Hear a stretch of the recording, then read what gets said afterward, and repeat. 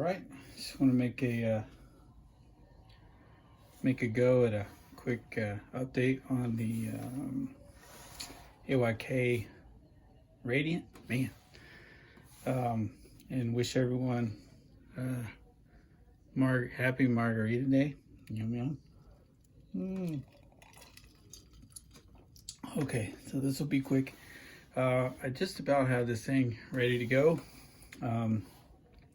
Last night I smoked one of these ESCs because I hooked up some stuff wrong. So fortunately they're pretty cheap. I think I only gave like 17 bucks for these guys. But anyways, I got the new body cut out on this guy.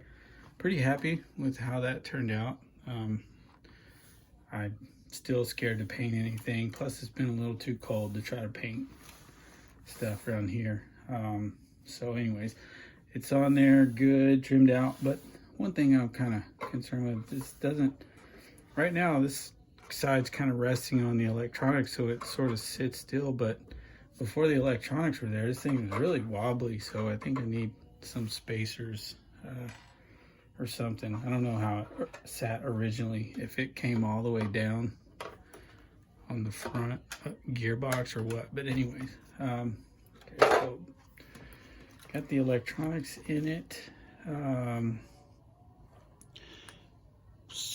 Pretty happy with how that turned out. I did try to use the original ESC and radio, and I don't know if when I smoked the ESC, if I also smoked the I guess channel 2 or the throttle channel in the ESC. I don't want to even admit what I had done, but it was really dumb. And so anyways, I think I ruined a pretty good vintage Airtronics receiver. We'll see, maybe it can be salvaged. Anyways, bearings came in, got bearings everywhere. Found that on the last video I pointed out that one of the spring cups was broken. It was also the wrong one. Found out that the old school 10mm Kyosho red shock bottoms fit these perfectly, so just matched them up, even though one side wasn't broken. This shock's leaking oil pretty bad, but I haven't bothered to try to rebuild it yet. Let's see what else. Did a little work on the rear end. Again, bearings throughout now. Had to replace one of the pins through the rear axle on this side, and noticed, I don't know if we'll be able to see it on the video, but this guy is cracked. You can sort of see it. That's cracked. It's gonna survive a run, I know. It seems like this side might be wanting to split as well. I may try to make that out of aluminum. Again, this is gonna run one time and then go back on the shelf, so we'll see. Hopefully a set will turn up on eBay at some point, but I kind of doubt it. I'm not seeing too many parts for these guys. Okay, so the steering, that was one of my biggest kind of issues with the car all around. There was kind of a homemade white piece. I'll never find it. But anyways, somebody kind of used an old servo horn and sort of drilled it out and made it fit there. I 3D printed this guy. I'm really happy with how the print came out, and it fits great. It's pretty beefcake and sturdy. So if anybody needs one of those, I'd be glad to share the file or even print one out. It only took about 30 minutes to print that guy. However, I'm still not real thrilled with the squish. I don't know, it's steering still just feels a little squishy. Even though this is a way beefcake servo, it still kind of struggles to center this guy. initially I had this screw too tight, and that was causing one problem. I didn't realize that that wasn't supposed to be on to clamp the arm on the shaft below. It's actually just there, and the whole thing's supposed to pivot. That screw is not supposed to turn, or at least from what I can see anyway, it's not. Let's see if I can fire this up, and I'll show you how squishy that steering is. Hopefully one of these batteries will have a little juice left so we can test it, but looks like it's gonna be okay. Okay, let me see here. So you'll see. That's when I let off. Like, that servo there should have no trouble getting that back to center. And yeah, it's just amazing. There doesn't appear to be that much friction in the, or resistance in the system. Anyways, like when you're out there running and driving around, I think it'll be okay, but still, just really not happy with that. This guy flexes. See that thing rocking? I don't know if there's any way to remedy that. So again, not real happy with that, but I think that's going to be a longer term project. That increase, I guess there's a one lane on the front. Seems to be. I need to look at the manual for this car. I don't know that much about it, but anyhow, just got to get a battery mounted in there some way, and yeah, there doesn't really seem to be any way to attach it, so that'll probably be just zip tied in there. But yeah, so I'll just, long term, I'll keep looking for some parts. I'm going to try to sort out this steering situation there. Hopefully at some point I can find another arm.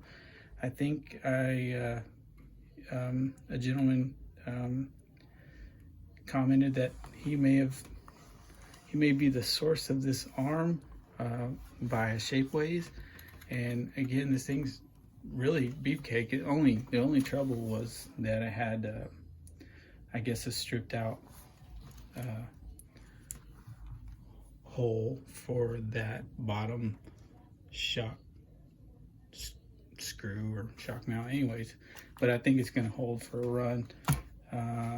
Yeah, so that's about it for the Radiant. I should be able to get a run in tomorrow, and we'll see how she does. We've had some really cold weather here last week. Maybe you guys heard about some of that if you're not from Texas. Anyhow, let me move this guy.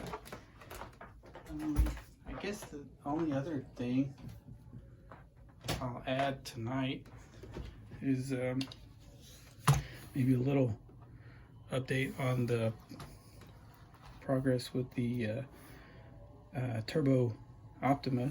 I went through this thing, basically cleaned everything out, rebuilt from the ground up, scrubbed all the grease and dirt off everything.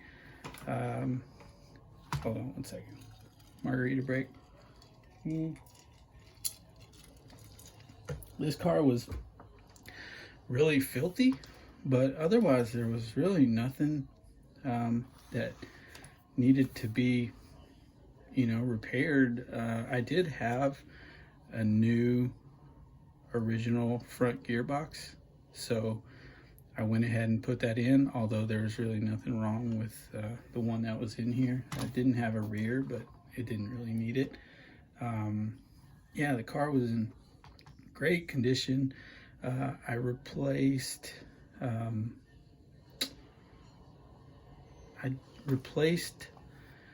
bearings at the wheels with new bearings, so that's a little less sloppy. Yeah, the bottom is not too beat up.